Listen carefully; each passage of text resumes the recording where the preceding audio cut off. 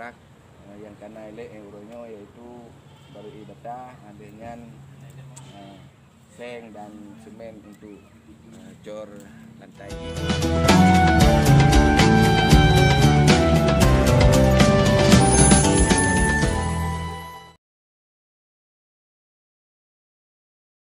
Assalamualaikum warahmatullahi wabarakatuh. Alhamdulillahirabbil alamin wassalatu wassalamu ala sayyidina Muhammad wa ala alihi wa sahbihi ajmain. Asyhadu an la ilaha illallah wahdahu la syarikalah wa anna sayyidana Muhammadan abduhu wa rasuluhu man la nabiyya ba'da. Kaum muslimin dan kaum muslimat yang dirahmati Allah Subhanahu wa taala.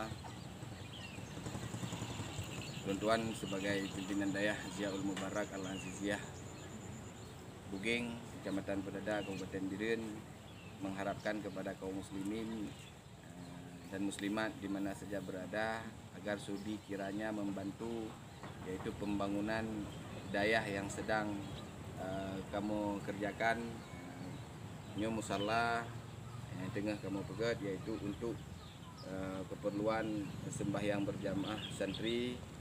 Selanjutnya kamu juga mengadakan yaitu mempegat MCK untuk kalangan santri. Sementara jino yang tengah kamu lakukan yaitu mempegat musalla seluas 12 kali sebelah, menyena kemudahan kamu raya, kamu ucapkan terima kasih kepada Allah Subhanahu wa taala.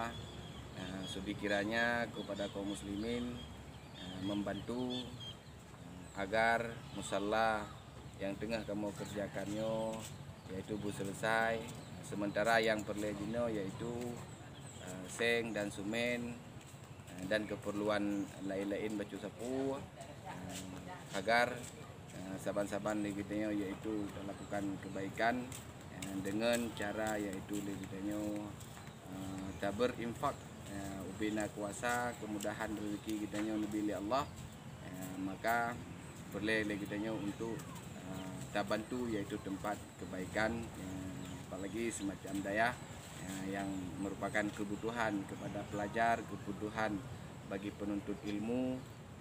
Moga kiranya legitnya tergugah hati untuk membantu musalla yang tengah kamu bangun ini di Dayah Ziaul Mubarak yang kana elek euronya yaitu baru ibadah dengan seng dan semen untuk cor lantai ji. Mungkin nyo yang dapat kamu sampaikan.